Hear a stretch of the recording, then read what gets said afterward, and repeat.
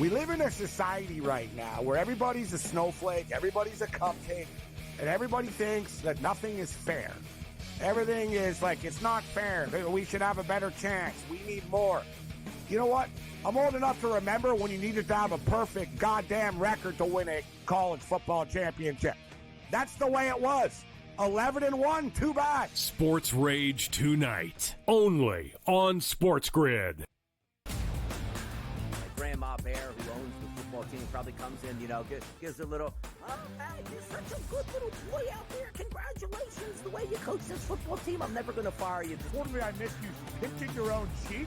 Because I was looking down and did not know we were getting. Oh, Donnie, you got such a good show there with that guy named Ben. Like, that's what your grandma will do to you when you go see her on Thanksgiving or Christmas, The Early Line, only on SportsGrid. Tony Bennett stepping down and resigning from Virginia right before the season started versus the Villanova team that, folks, I got to take my glasses off. I can't figure this team out. I can't figure this team out for 2 damn years. And the problem that keeps coming up is the coaching of Kyle Neptune. Betting above the rim, only on SportsGrid.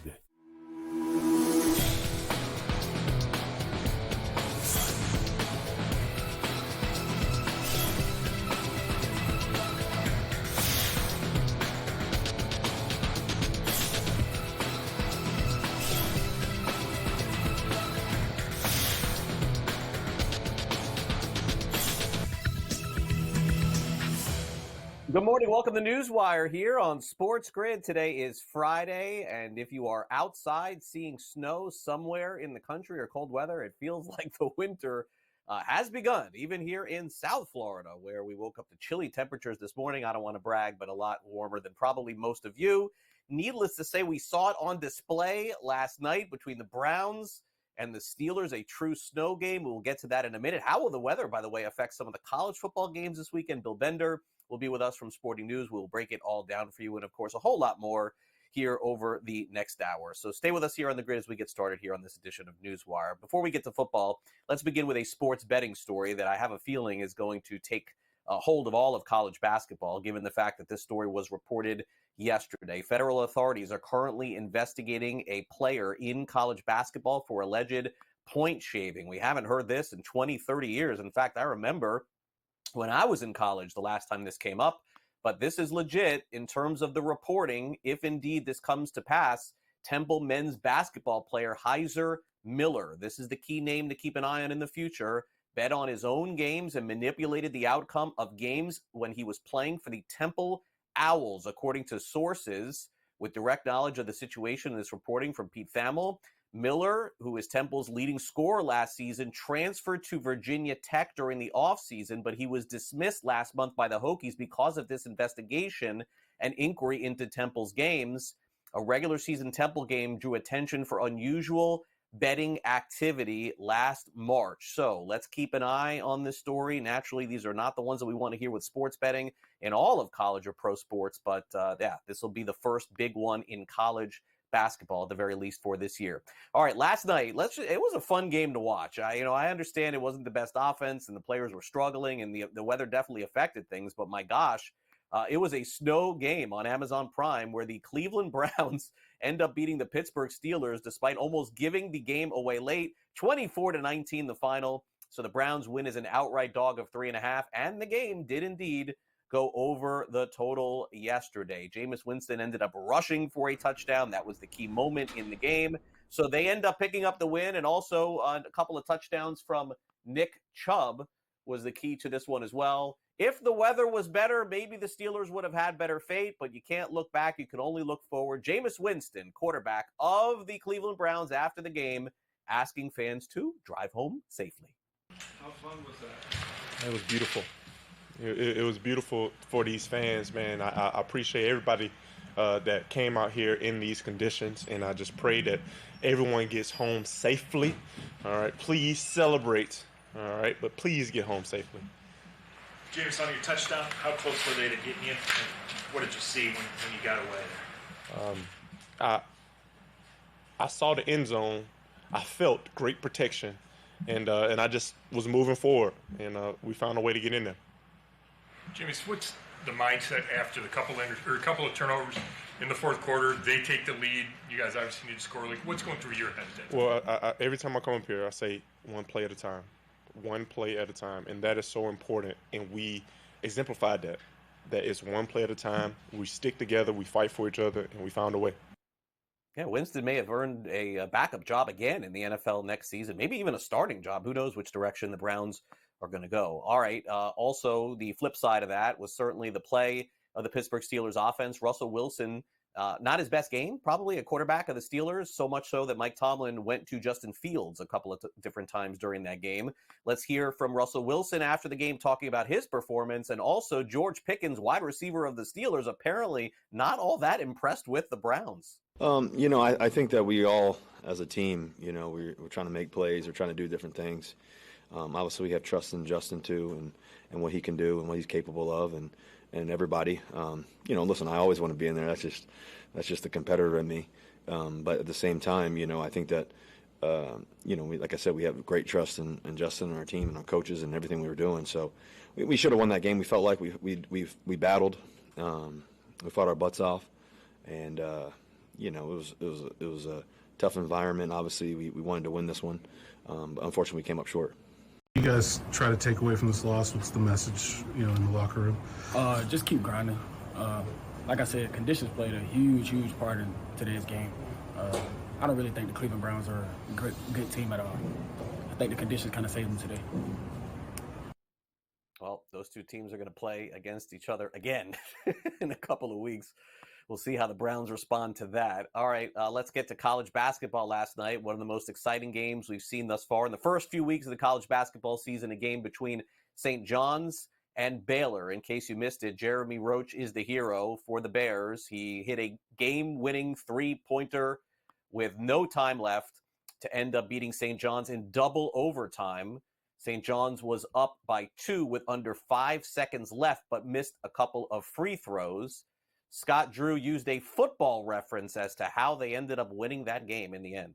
Yeah, we came up with the blitz package when we saw that football lineup. So, it's a great way to get the ball in bounds. And our guys executed what we wanted done. And we wanted to get a trap, wanted to get a steal, didn't get it, but obviously got the foul. And then the big thing was getting a shot up. And, Jeremy's a winner.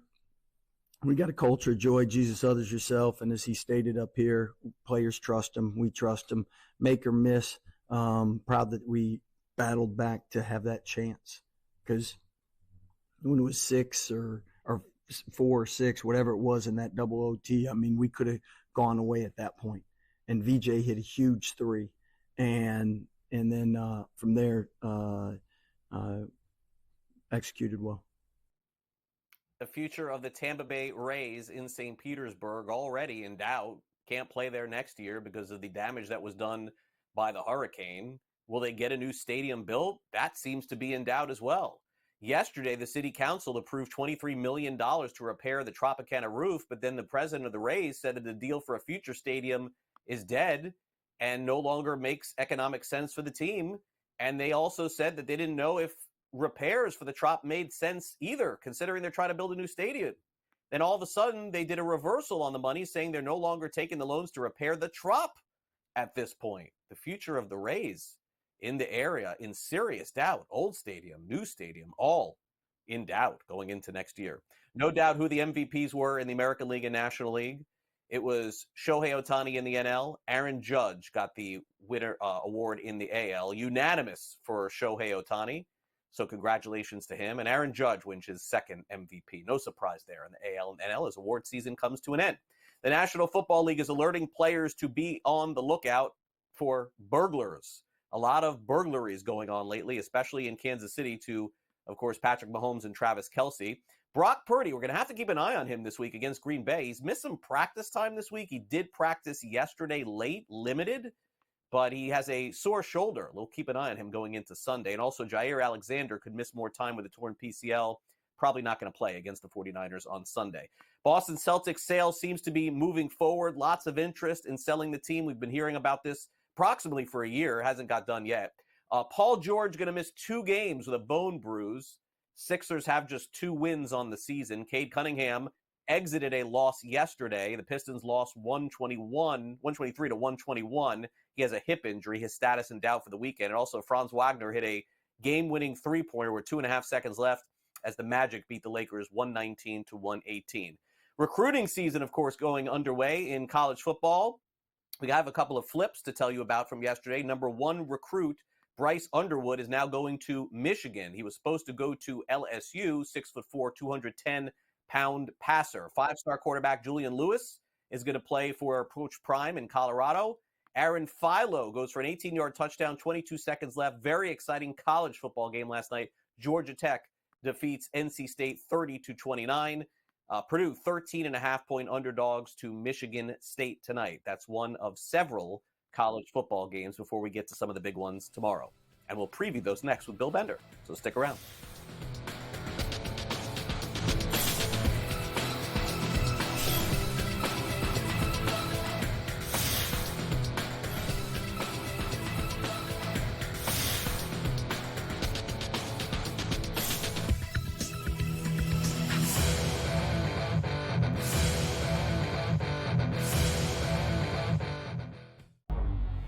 Two guys that can do it all. Too much electricity this morning. This is a good time. We're having a lot of fun. I had to do a triple take. Ka-ching!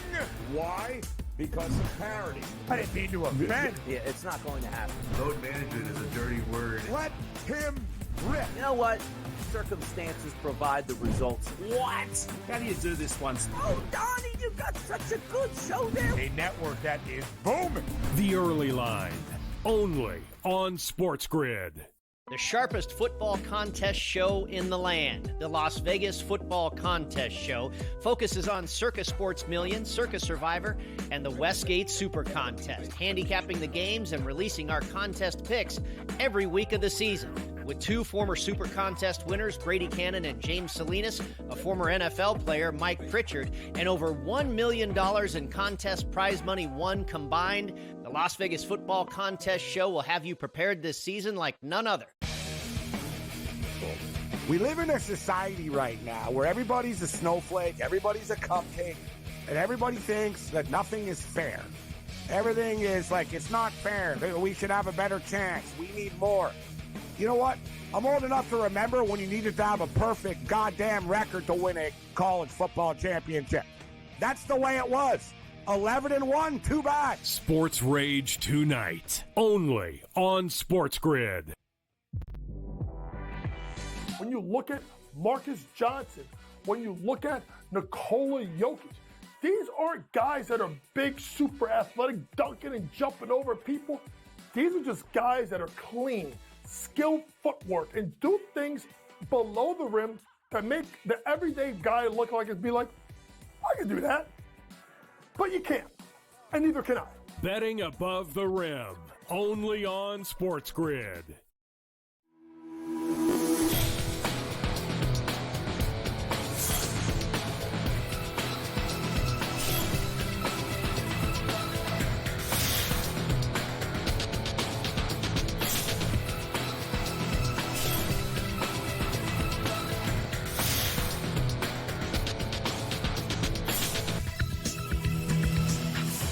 Welcome back to NewsWire here on SportsGrid. Next week's college football schedule is really the pinnacle of the season. So this is like the appetizer to the main course next week. And then, of course, conference championship. It's really the most fun time of the season for college football. Got to get through this week first. Let's bring in Bill Bender from Sporting News. Looking for more clarity. I think we're going to get some, Bill, with this Indiana-Ohio State game. So let's jump right in. The Buckeyes are 13.5-point favorites. You will be in Columbus for the game. Total of 51.5. No respect whatsoever for the Hoosiers. I mean, I am going to tell you, in the regular season, you go back and look at stuff like this where you have a 2 versus a 5 and a 2-touchdown favorite. I mean, this has got to be rare in college football. Sometimes we see that in the national championship game. I understand that. But, I mean, the lack of respect here for Indiana just tells me what the line is here. Well, all the eyes will be on the Hoosiers, not just in Bloomington and Columbus, but in SEC country and South Bend for these teams that are trying to pick at the Hoosiers who haven't beat a ranked team all season. And I think this is going to be an old school Big Ten game. I look at the under here because you look at Ohio State, their last 4 games, less than 10 points per game allowed. Indiana, their last 4 games, about 11 points. What you're going to want to watch early in the game, it's simple. I've watched enough Big Ten games between top 10 teams. Who's running the football? If Indiana can't get a running game going, they're in trouble. If Ohio State can't get a running game going, and remember, they lose their center, Seth McLaughlin, to an Achilles injury this week. That's tough to overcome during the week. So I still like the Buckeyes to win. I think they'll cover, but it's going to be competitive. I had it around 31-17. Ohio State wins. Remember, Indiana has not beat Ohio State since 1988. If they win tomorrow, it'd be the biggest story of the day.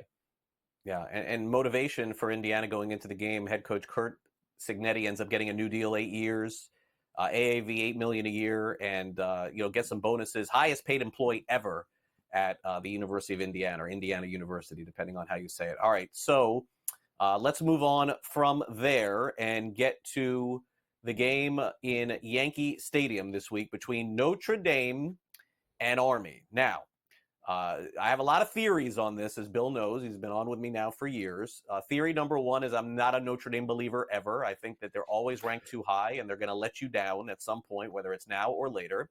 The other theory for me, and I'm going to throw this one out, generally speaking, because of Army being so good, Bill, is that betting Notre Dame against Army, Navy, Air Force, and laying the number is usually a losing proposition because you could say what you want, but the Irish generally on the academies, they don't run it up. But this year may be a little bit different.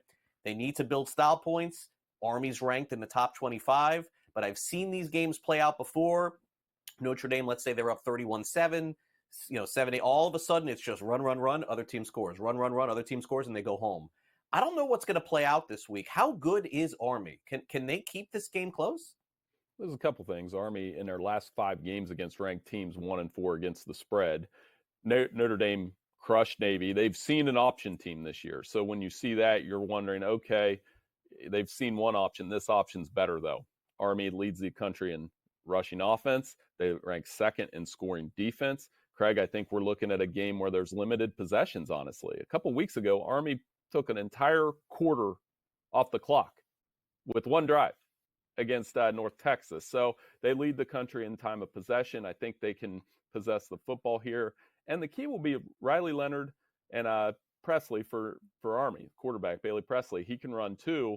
These quarterbacks with their legs attacking the offense. And so I'm going to go Army to cover. It's a big number in a game where there's going to be about 7 or 8 possessions either way.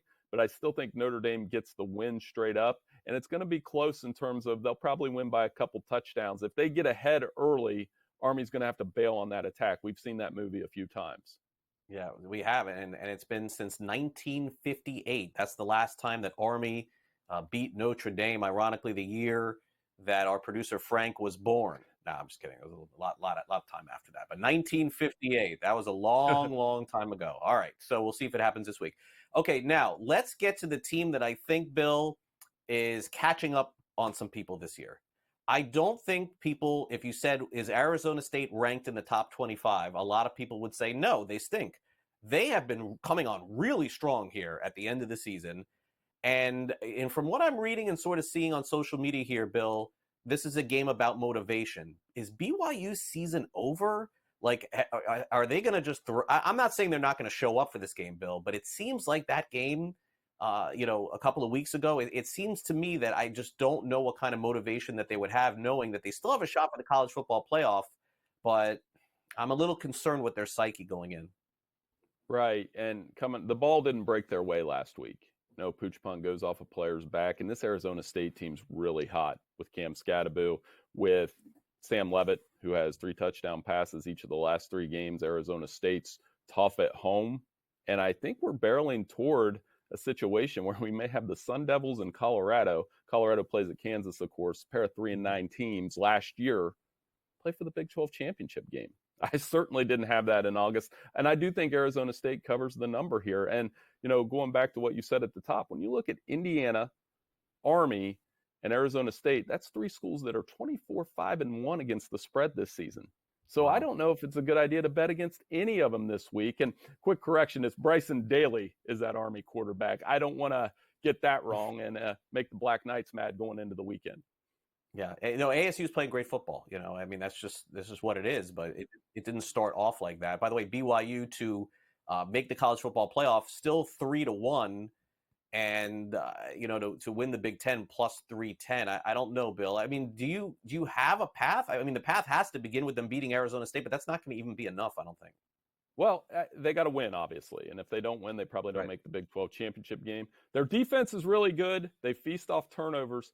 That's a tough assignment going out to Tempe for the first time since 1997 and to keep their Big 12 championship hopes alive. All right, Bill, enjoy the weekend. I know we got a big one coming up next week. I guess, will I see you early in the week? Will I see you Monday? Are you on the show Monday? We'll make sure we talk next week during rivalry week. We got to talk about Texas A&M. I would think so. I know we're off next Thursday, Friday here on NewsWire. All right, Bill, we'll see you next week. Thanks for coming on. All right, we'll be right back. Don't go away.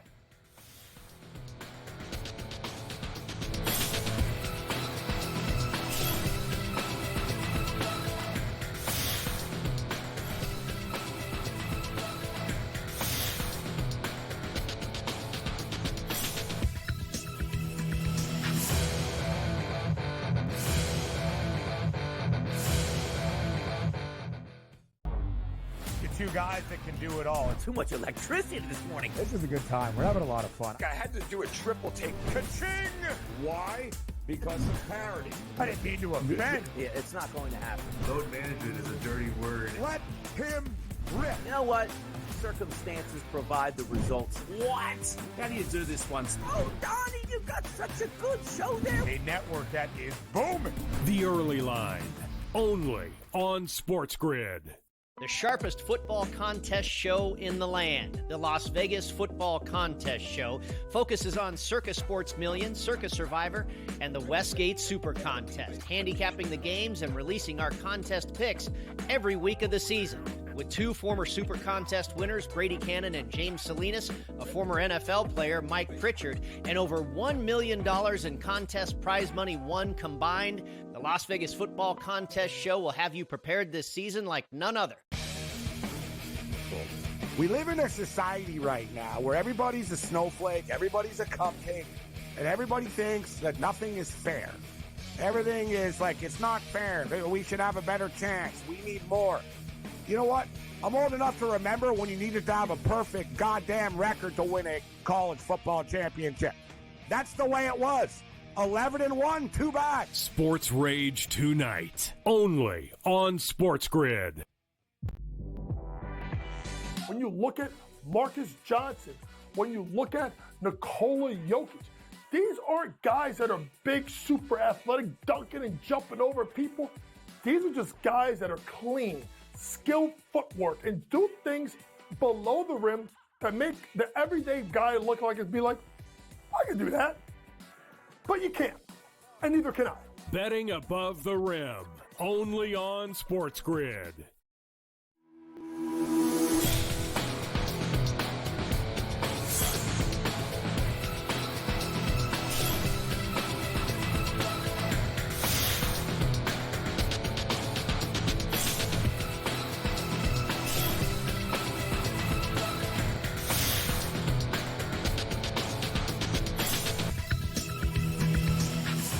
Time now for the latest injury updates around the National Football League. We'll bring in Dr. David Chow here on the SportsGrid Sound Off.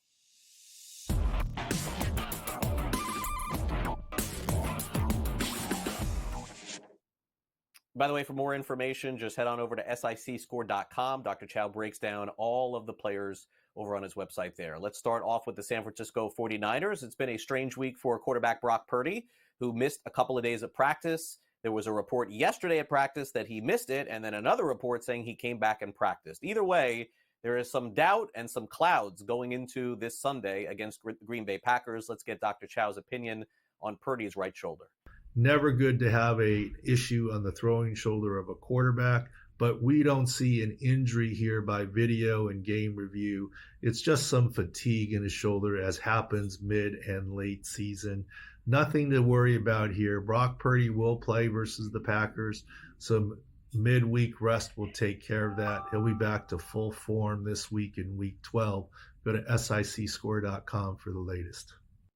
And so the question is, will Purdy have his full complement of wide receivers and tight ends? We already know Brandon Ayuk's been out for the season for a long time, but this George Kittle injury last week snuck up on a lot of people, ended up missing the game against the Seahawks in which they lost. Kittle has said he's going to play this Sunday against the Packers. Let's see what Dr. Chow says about him. Will George Kittle play for the 49ers in week 12? This is Dr. David Chow at Sports Injury Central. George Kittle says he's going to play. Do we believe him? We shouldn't believe that all he had was hamstring tightness. We believe he had a hamstring strain. But I do believe George Kittle. He's tough as they come, and he has played through injuries before. Besides, he has a lot of value in the run game blocking scheme. He's not just a downfield threat. Expect him to play against the Packers. He may not be 100% with his hamstring strain. Go to sicscore.com for all the latest. All right, now in the Kansas City Chiefs backfield, it's been the Kareem Hunt show for the majority of the season. He's done a really good job for them, too, but it looks like Isaiah Pacheco is getting ready to make his return. Could it potentially come soon? And, of course, next Friday, the Kansas City Chiefs play that Black Friday game in the afternoon against the Las Vegas Raiders. Let's get a Pacheco update with Dr. Chow. The Chiefs come off a loss. Will they get Isaiah Pacheco back? This is Dr. David Chow at Sports Injury Central. Not yet, but soon. We said since the beginning of the season, Pacheco will be back in December. One more week of November games in week 12. This is his second week of the practice window. Expect another week in the practice window before he returns. But Pacheco will be back for the Chiefs in December, just not quite yet. Go to sicscore.com for the latest. And then let's get now to the Chargers wide receiving core, and let's hit on Ladd McConkey, who came on very strong mid-season and had a great game last week in their victory. Is McConkey going to be okay to go? Let's find out. Can Ladd McConkey play this Monday night versus Baltimore? This is Dr. David Chow at Sports Injury Central. It's the Brother Bowl. John Harbaugh visiting Jim Harbaugh, the two head coaches for the Ravens and the Chargers. Ladd McConkey should be able to play through. By video analysis, he has an AC joint sprain. He already returned to the last game, likely with an injection and padding. He should be able to return and play through on Monday night and be a weapon for Justin Herbert.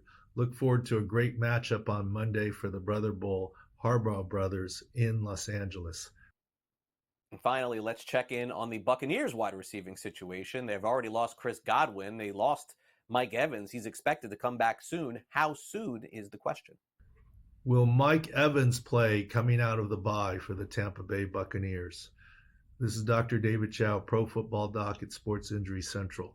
Mike Evans has a hamstring strain. They had a bye to get healthy. He is unlikely to be Hall of Fame Mike Evans in his first game back coming off the bye. He says he's going to play. Hints are he's going to play. And we believe that he will play because he has played through injuries before. However, historically in the past, when he has returned, he hasn't always been 100%. He may not get his usual downfield shots. He'll get red zone targets. He'll certainly help the Buccaneers as a decoy. So he's playing, but expect to see less than 100%. We'll take a quick time out here on the show. When we come back next, the latest on the point shaving allegations and potential scandal at Temple University. Sam McQuillan will join us with the very latest and also a potential fine headed DraftKings way. News, notes, information, and the sports betting landscape. More of that coming up next with Sam McQuillan from Legal Sports Report. Don't go away.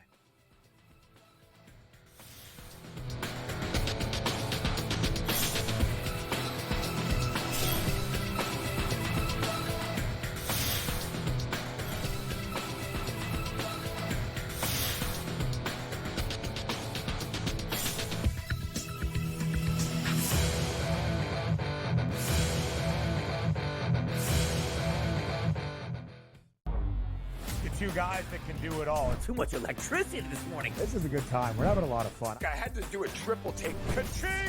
Why? Because of parody. I didn't mean to offend. Yeah, it's not going to happen. Load management is a dirty word. Let him rip. You know what? circumstances provide the results. What? How do you do this one? Oh, Donnie, you got such a good show there. A network that is booming. The Early Line, only on SportsGrid. The sharpest football contest show in the land, the Las Vegas Football Contest Show, focuses on Circus Sports Million, Circus Survivor, and the Westgate Super Contest, handicapping the games and releasing our contest picks every week of the season. With two former Super Contest winners, Brady Cannon and James Salinas, a former NFL player, Mike Pritchard, and over $1 million in contest prize money won combined, the Las Vegas Football Contest Show will have you prepared this season like none other. We live in a society right now where everybody's a snowflake, everybody's a cupcake, and everybody thinks that nothing is fair. Everything is like, it's not fair. We should have a better chance. We need more. You know what? I'm old enough to remember when you needed to have a perfect goddamn record to win a college football championship. That's the way it was. 11-1, too bad. Sports Rage tonight, only on SportsGrid. When you look at Marcus Johnson, when you look at Nikola Jokic, these aren't guys that are big, super athletic, dunking and jumping over people. These are just guys that are clean, skilled footwork, and do things below the rim that make the everyday guy look like it'd be like, I can do that. But you can't, and neither can I. Betting above the rim, only on SportsGrid.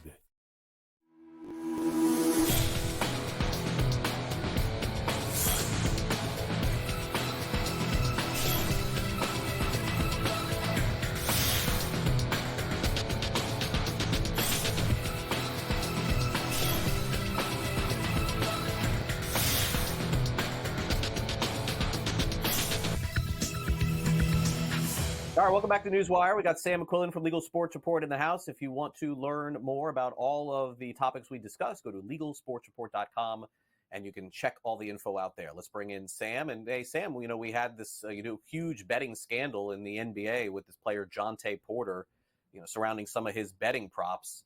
I hate to see this, though, in college sports, specifically college basketball, with allegedly a player shaving points on a major university. I thought we were going to get through the end of the year without one of these, but here we are. Yeah, just a couple of weeks into the college basketball season already with the first major scandal you've seen really in college sports in terms of sports betting. You have the former Temple basketball player Hyshire Miller allegedly under federal investigation for an alleged point shaving scandal that took place last year. ESPN broke this story yesterday.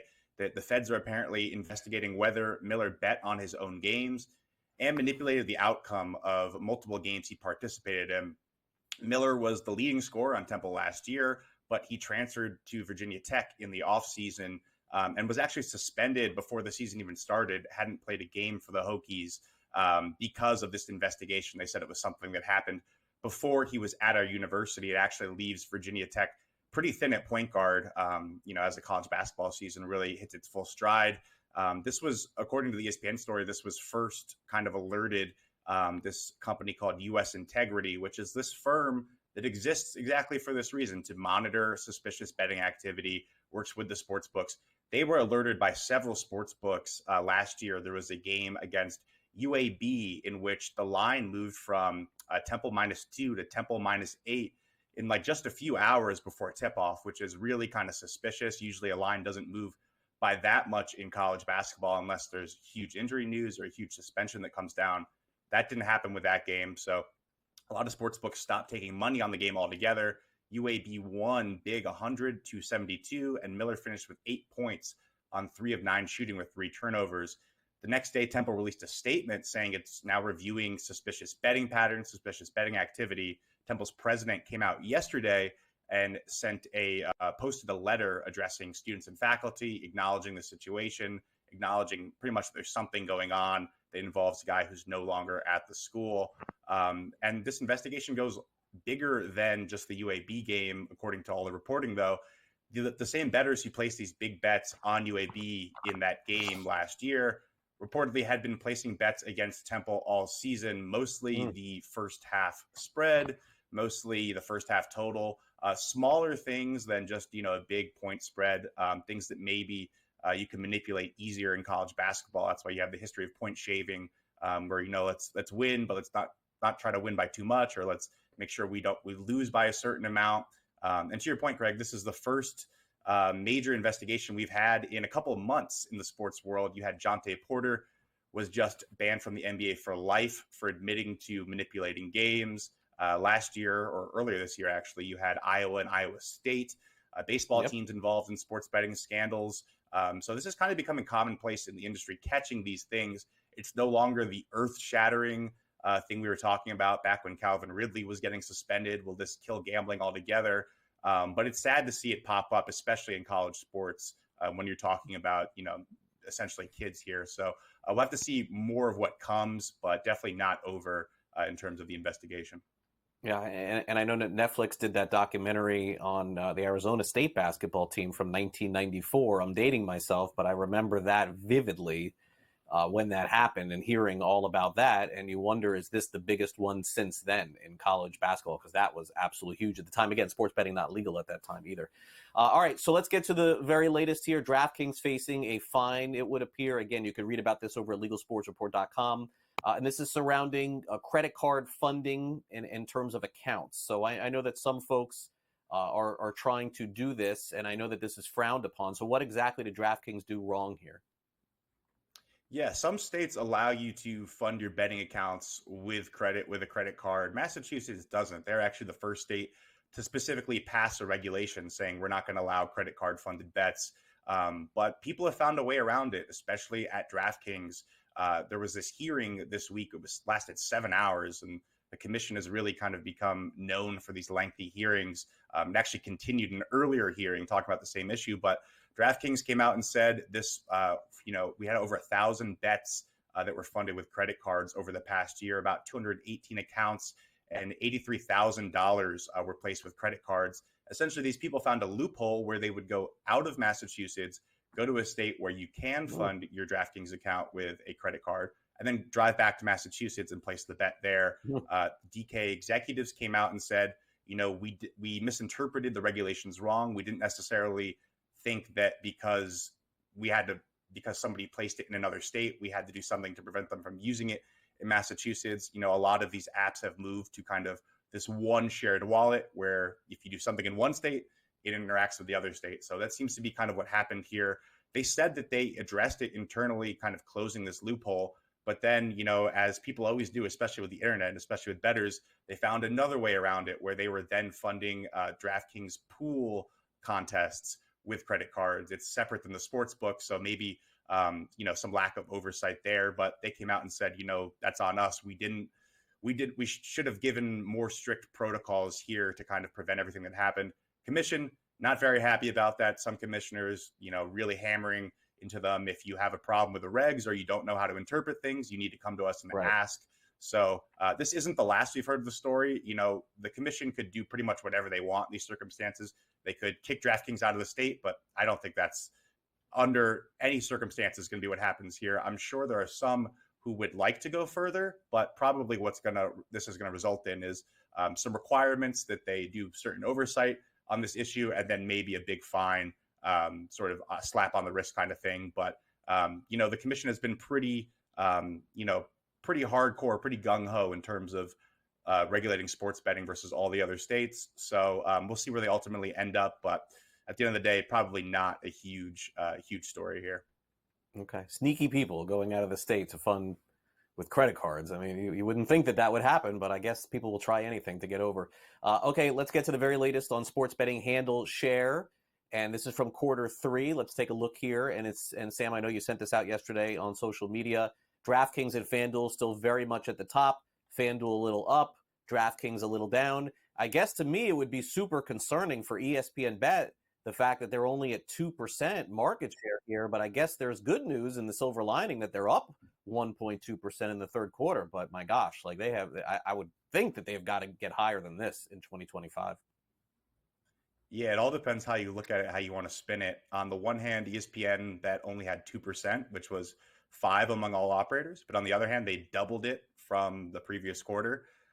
which probably comes because they just launched in New York. So they've expanded their market, expanded the people that they're now catering to. Now they're probably going to hope to see the bets follow that along. My big takeaway here was that DraftKings had 40% last quarter, which is pretty, it's usually FanDuel who's leading the way, and it's usually not 40%. Right. It's usually closer to 38, 37, them neck and neck. But they're already kind of losing ground here as we see the NBA season get underway. FanDuel actually talked about this in the last earnings call, that while we might have lost some ground to DraftKings in the first quarter, our NBA product is superior, and we're going to make up for it. And we're already seeing that play out. We've also seen DraftKings talk about the need to, hey, we did so great with the dominance in football. Now we need to see it translate over to the NBA. So I think this could result in some more experiments, some more offerings for people who like to bet the NBA, whether it's DraftKings and FanDuel, as that kind of becomes the latest battleground sport between the two top companies here. All right, got it. Sam, have a great weekend. Thanks again for coming on. We'll see you next week. Sounds good. Thanks, Craig. All right, Jordan Schultz reporting on social media that Daniel Jones, quarterback of the Giants, not just benched, not just third or fourth string, been released. Jones yesterday did a press conference for the media in New York, thanking them for all the things through the years, teammates, coaches, etc. Maybe that was a precursor. He knew he was getting cut. He did today. Jones is gone from New York. We'll be right back.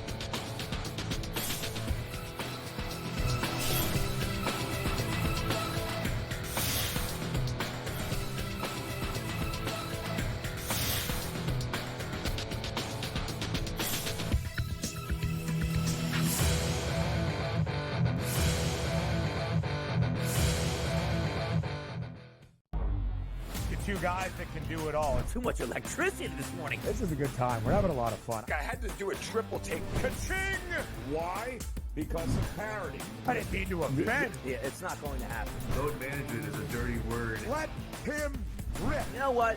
Circumstances provide the results. What? How do you do this once? Oh, Donnie, you got such a good show there. A network that is booming.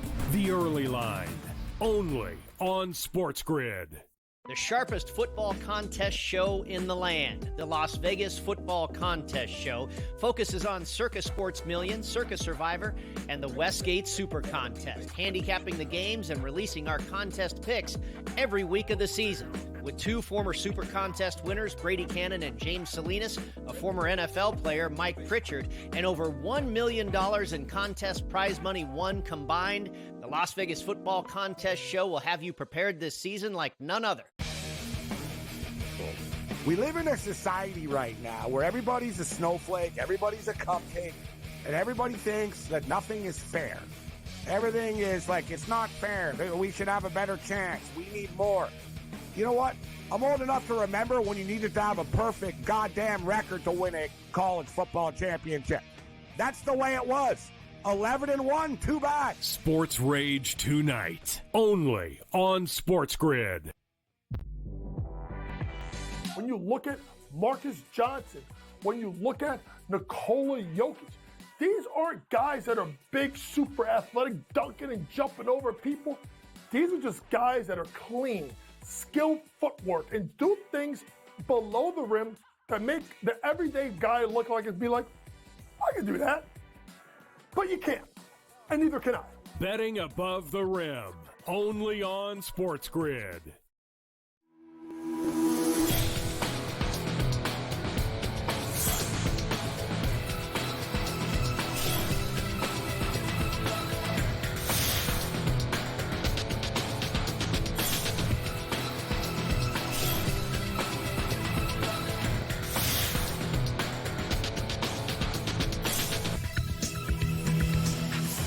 All right, we got Brad Thomas in the house from NBC Sports. We need some props. We need some picks going into the weekend. I mean, folks, we are coming down to the stretch in college and pro. Let's bring in Brad. And Brad, let's jump right in here. Thanks again for coming on the show. So here's the thing. The Lions have been the best betting proposition in the National Football League this season. But how many times, how many weeks, Brad, can we keep laying the wood here? This week, it is 7.5 points on the road against the Colts. Total 50.5 in this game. Brad, everything tells me that this can't continue. Like, this is not sustainable. Detroit is not going to go 14-3, I don't think, against the spread in the regular season. So my lean, of course, is always going to be toward taking the points at home. but like second quarter in, you're feeling so bad about that bet every time you take and you fade the Lions. Who do you got here? Yeah, it's really tough, right? Because you want to find reasons or poke holes in the Lions. What was it last week? The Lions had the highest spread of the season. Not only did they cover, they obliterated it. This is the highest scoring offense in the NFL. And they have very few weaknesses, right? Like I really enjoy watching this team because they play with a lot of spirit. They dominate teams when they do win, and then when you saw them face adversity against the Texans, they went out there second half and shut them out. I took this a little creative, though, because I do believe there is some room for Anthony Richardson and the Colts to cover the 7.5 at home. But I took the Lions money line and I parlayed it with Amon-Ra St. Brown touchdown. It's still getting you plus money. And there's a couple things to like, right? First and foremost, Amon-Ra St. Brown leads the team in targets. 79. The next closest guy, 41 with Jamison Williams. Like it's not a split, especially with Laporta banged up, dinged up. He has scored a touchdown in 8 straight games. Why I like him specifically against this team outside of just the streak, the Colts have given up 16 receiving touchdowns, and you know he's going to get one. Want to add some couple points here of why you want to take the money line. The number one rushing attack in the NFL is the Detroit Lions. Well, Colts 16th in run defense, but it gets worse, right? Like the Lions aren't this amazing or prolific passing attack. You know, they hold up their own. They're good enough. But the Colts, worse at pass DVOA than they are against the run. So it's going to be like fire and lightning, especially with the two running backs. So what do they call themselves? Sonic and Knuckles now. I think it's a good spot to get St. Brown touchdown a little bit down and still ride this train with the Colts. With the Lions. The Lions will have some slip-up spots, but this certainly won't be one of them.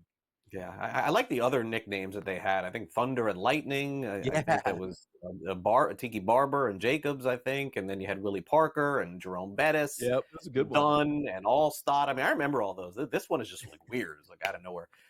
Okay, so speaking of laying a big number, this one is interesting to me as well because the Chiefs, Brad, they just keep winning outside of last week, but they're like not covering any spreads. So what makes them 10.5-point favorites this week at Carolina?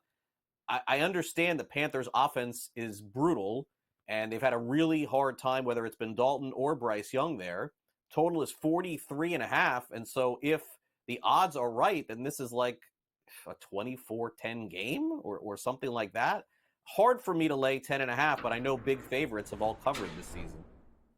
Yeah, it's really hard to be excited about the Panthers, especially in this game. The spread makes sense to me because the Panthers, they want to run the ball. Chuba Hubbard, they're going to be welcoming back Brooks, who's welcome for the first time. He's been on the IR there, but the Chiefs' number one rush defense in the NFL. So how are you going to run the ball on them? You're not really going to be like, hey, Bryce Young, let's throw the ball against Spagnolia's defense. I don't think they're going to have a ton of success.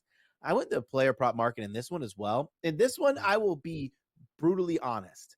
There's some gray area to this bet, right? Kareem Hunt is carrying a little bit of a knee injury, but reports said, full participant in practice so far, and the knee has looked healthier than it has in the past couple of weeks. We also have Isaiah Pacheco, who could be coming back. But from my understanding, or at least from where I see it from a gameplay standpoint, why would you rush back Isaiah Pacheco with a full workload against the Carolina Panthers, the worst run defense and the worst team in the NFL when you have a short week coming up? You got to remember they play on Black Friday against the Raiders. That's when you want them, your division foe, your division rival. And the numbers are just too good not to play. Kareem Hunt over 69.5 rushing yards.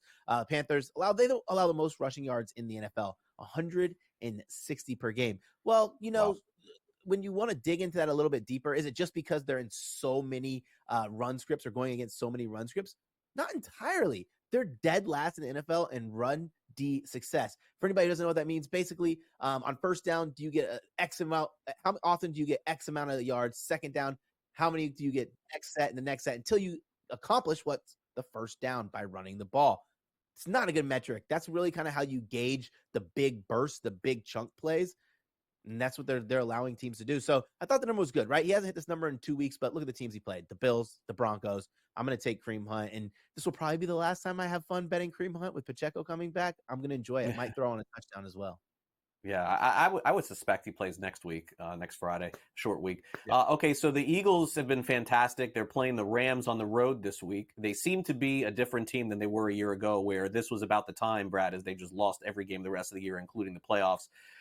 Rams, I don't know who they are, Brad. Like one week I see them, I'm like, oh, this is the Rams, and the next week they stink. So I don't know. Is this the good Rams or the bad Rams going into this week against the Eagles? Yeah, the Rams game, I just went ahead and I took the even odds on Eagles -3.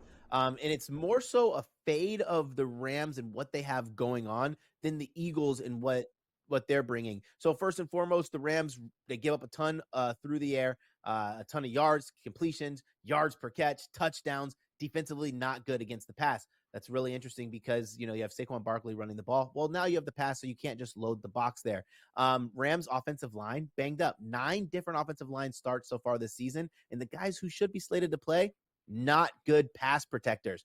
That's going to be tough because you already have 2 really good, probably the best corner in football in Quinyon Marshall. So I think the Eagles cover this, and you're getting even odds at -3. It's not like you're playing 3 in the hook for even odds. You're getting -3 for it. Dolphins and Patriots. Last one, Brad. We got 30 seconds. Any lean on either way in this game? I'm actually going to be in attendance at that game. I was leaning towards the under. Solid defense on both sides. Not a ton of flashy offenses. Not at least what we were expecting out of the offense. Enjoy the good weather here, Brad. Thanks again.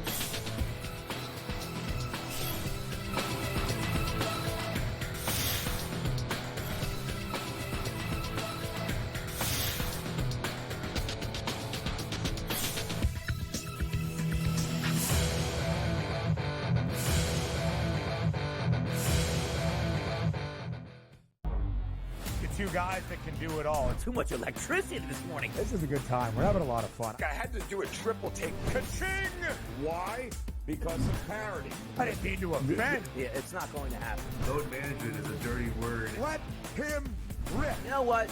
Circumstances provide the results. What? How do you do this once? Oh, Donnie, you got such a good show there. A network that is booming. The Early Line, only on SportsGrid. The sharpest football contest show in the land, the Las Vegas Football Contest Show, focuses on Circa Sports Million, Circa Survivor, and the Westgate Super Contest, handicapping the games and releasing our contest picks every week of the season. With 2 former Super Contest winners, Brady Cannon and James Salinas, a former NFL player, Mike Pritchard, and over $1 million in contest prize money won combined, the Las Vegas Football Contest Show will have you prepared this season like none other. We live in a society right now where everybody's a snowflake, everybody's a cupcake, and everybody thinks that nothing is fair. Everything is like, it's not fair. We should have a better chance. We need more. You know what? I'm old enough to remember when you needed to have a perfect goddamn record to win a college football championship. That's the way it was. 11-1, too bad. Sports Rage tonight, only on SportsGrid. When you look at Marcus Johnson, when you look at Nikola Jokic, these aren't guys that are big, super athletic, dunking and jumping over people. These are just guys that are clean, skilled footwork, and do things below the rim that make the everyday guy look like it'd be like, I can do that. But you can't, and neither can I. Betting above the rim, only on SportsGrid.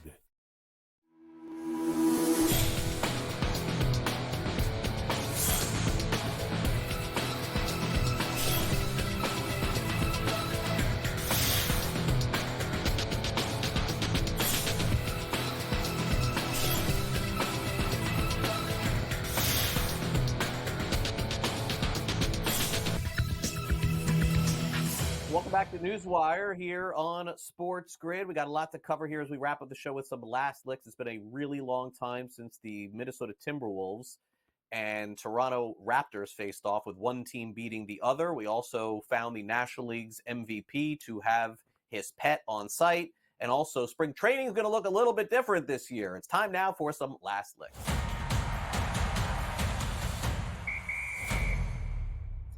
Well, right now, I believe they wrapped up, but the owners' meetings were going on in New York. So what does that mean? It means all the owners of Major League Baseball commiserate and discuss different ideas and possibilities for what's going to happen in the current year, media rights, rules, etc. Happens every year. Some things leak out of that. That's basically what this is. One of the things that came out, I believe that was actually spoken about by the commissioner of Major League Baseball, Rob Manfred, is the idea of robot umpires' possibility of being started up in 2026. Now, he already said that that's not going to happen next year. There was going to be regular umpires in 2025. But here is the asterisk or the caveat. For the first time ever, Major League Baseball spring training games are going to incorporate the robot umpires. There's also different challenges that can happen with these. So it's going to be a really fascinating dynamic that is coming in, I believe, February of 2025. Now, my personal feeling on this, and I've talked about this before, I'm still a fan of having umpires at games, but there are just too many mistakes behind the plate with balls and strikes.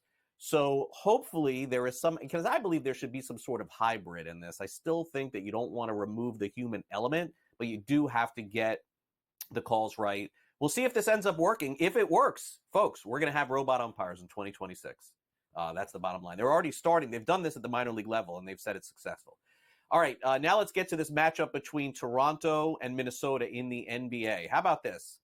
This was a social media post that was put out yesterday. Have you won a game in Toronto? This is for to take a shot at the Timberwolves, by the way. Have you won a game in Toronto since the release of the Nintendo DS? That was back in 2004. I don't think that I had this.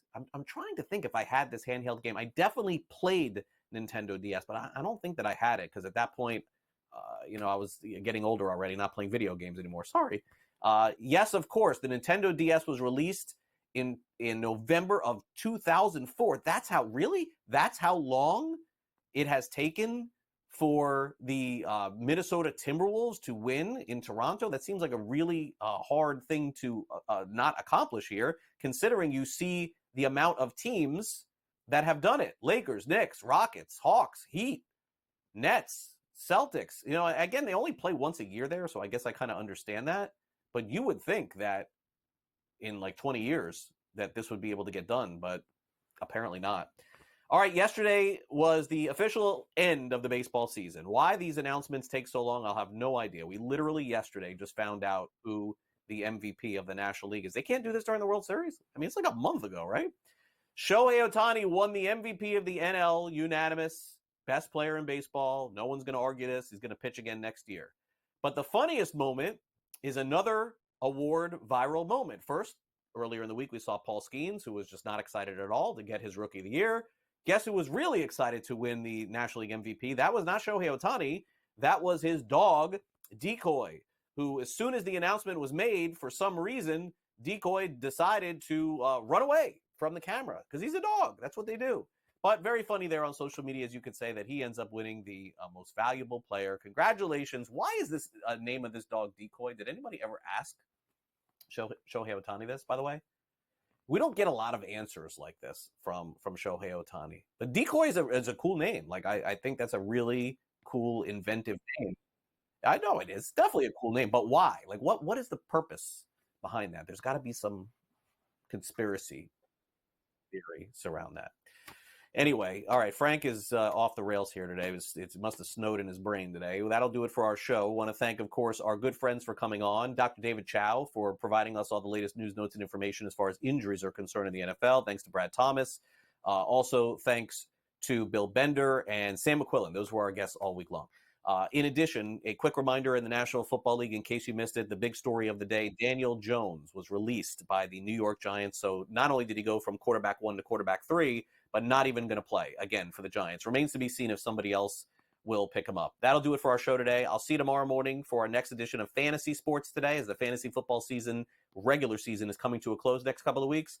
And then I'll be back with you Monday for our next edition of NewsWire, and then the rest of the week taking off for Thanksgiving. So I hope you have a great weekend. If I don't see you next week, happy Thanksgiving to all.